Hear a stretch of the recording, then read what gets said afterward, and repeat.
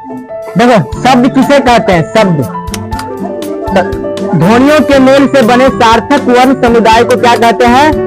शब्द कहते हैं। हम पहले भी तुम लोगों को बता चुके हैं कि शब्द यानी वर्ड, अक्षरों के समूह को क्या कहते हैं? शब्द कहते हैं। जिसका कोई अर्थ हो, बिना अर्थ का क्या होता है? कोई शब्द नहीं होता है। तो ध्वनियों के मेल से सार्थक वर्ण समुदाय को क्या कहते हैं?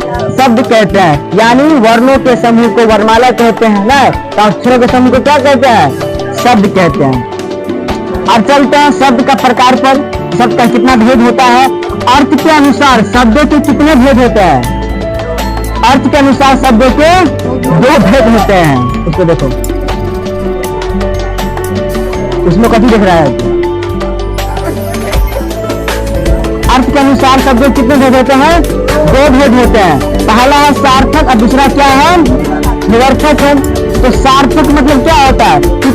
जिस शब्द का कोई अर्थ हो, जिस शब्द का कोई अर्थ, वो स्वयं अर्थ हो, स्वयं अर्थ। सार्थक में क्या है कि स्वयं अर्थ वाला शब्द क्या कहलाएगा? सार्थक कहलाएगा। यानी जिन शब्दों का स्वयं कुछ अर्थ होता है उसे क्या कहते हैं?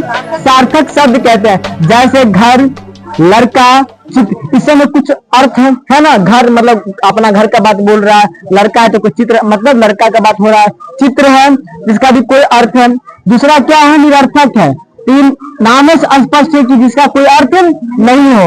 ये मतलब नहीं अर्थ यानी जिसका अर्थ नहीं हो तो निरर्थक। तो जिन शब्दों का कोई अर्थ नहीं होता है उसे क्या कहते हैं? निरर्थक शब्द कहते हैं। उसे क्या कहते हैं? निरर्थक शब्द कहते हैं। जैसे चप, लप, पट, लल, कल, बोल, कुछ भी बोल दो, इसका कोई अर्थ नहीं होता है।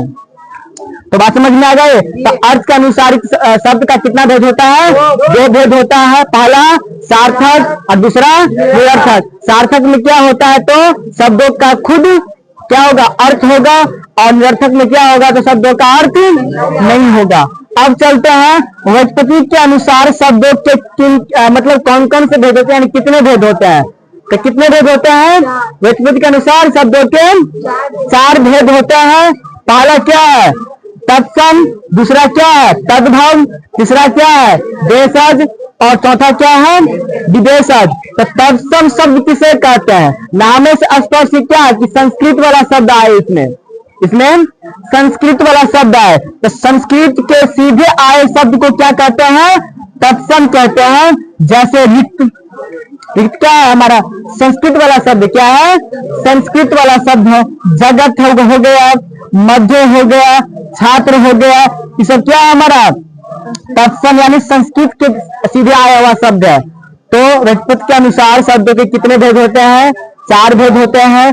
तत्सम होता है, तद्भव होता है, देशज होता है और विदेशज होता है। अर्थ के अनुसार इस शब्द के कितने भेद? 2 भेद, सार्थक और निरर्थक। सार्थक में क्या होगा? स्वयं कुछ अर्थ होता है। और निरर्थक में क्या होगा? इसका कोई अर्थ नहीं होता है। तो शब्द भी जान गए। अर्थ के अनुसार शब्द के कितने भेद होते हैं वो भी जान गए। 2 भेद होता है, सार्थक और निरर्थक, वो भी जान गए। तीसरा क्या है? व्युत्पत्ति के अनुसार शब्द कौन कौन से भेद होते हैं? तो 4 भेद, तत्सम, तद्भव, देशज और विदेशज। ठीक है।